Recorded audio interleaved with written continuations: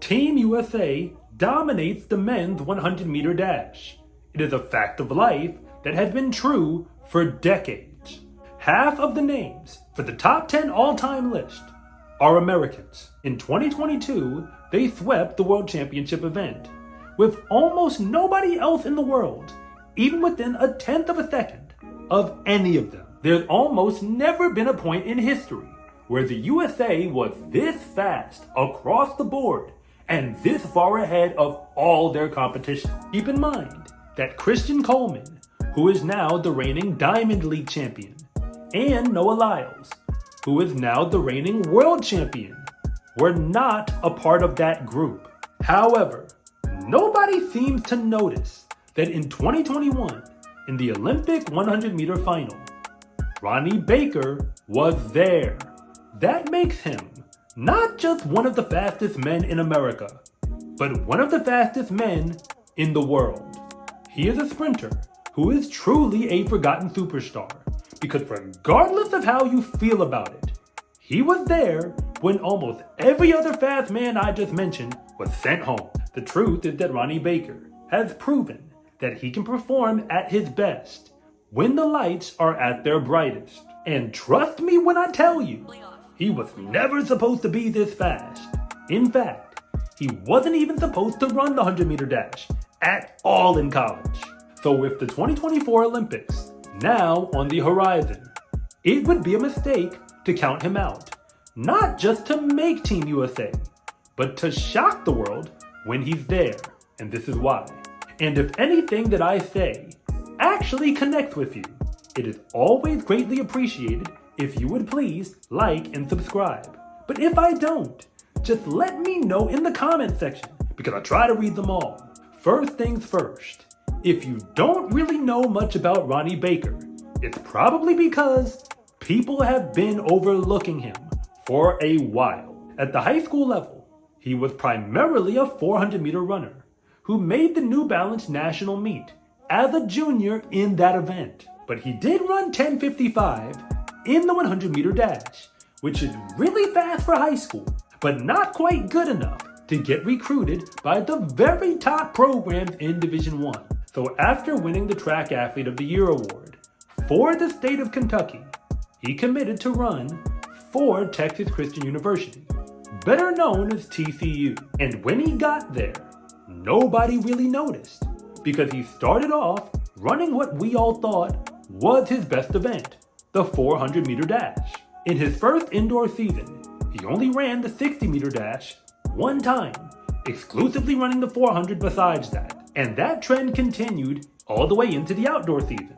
They did let him run the 100 and the 200 just a little bit, but like I said, a little bit. But when he did, he proved that he was fast, running new PRs in both events, which was clearly a sign of things to come. And as a sophomore, that is when things really took off, because Ronnie Baker made the NCAA championships in the 100-meter dash accidentally.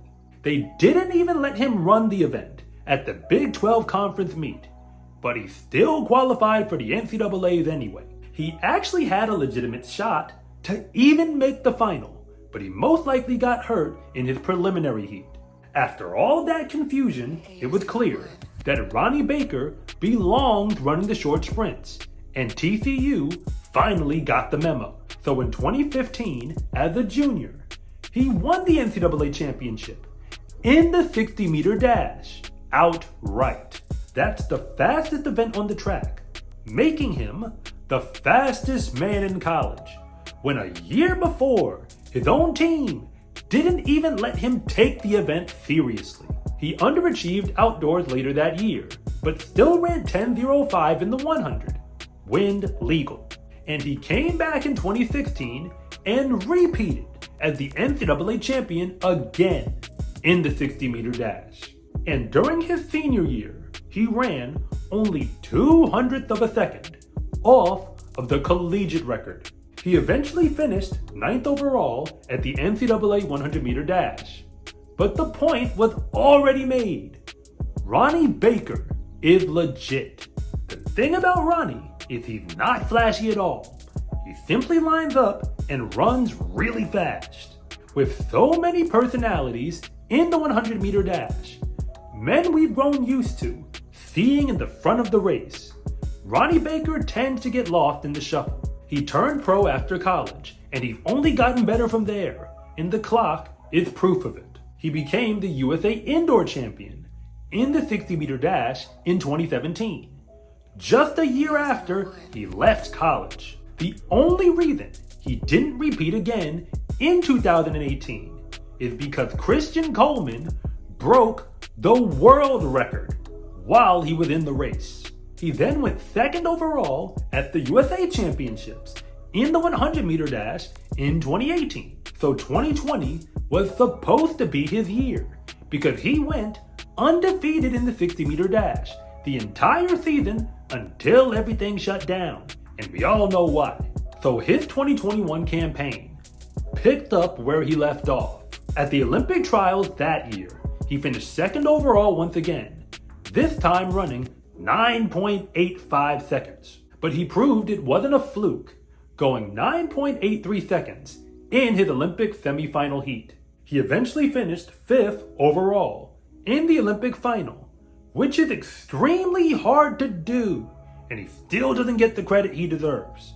Since that time, he has underachieved on the clock, but the logical reason for that appears to be due to injury, which doesn't really matter anymore because we now know the truth that Ronnie Baker is a gamer. He's already proven it at the NCAA championships, at the USA meets, at the Olympic trials, and in the Olympics themselves. So I'm not sure what the rest of Ronnie Baker's career will look like. All I've got are the receipts for everything he's done to this point. He was never even supposed to run the 100-meter dash, but proved his college coaches wrong for not putting him in it to begin with.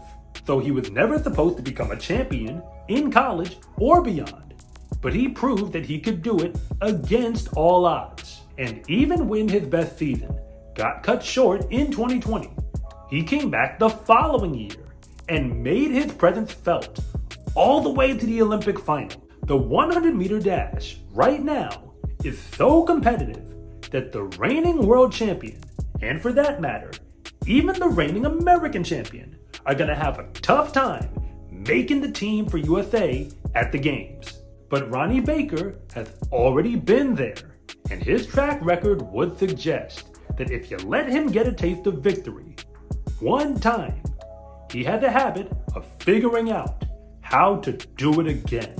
I'm Coach Rob, and thank you so much for watching this video. And if you want to see more content like this, then please like and subscribe.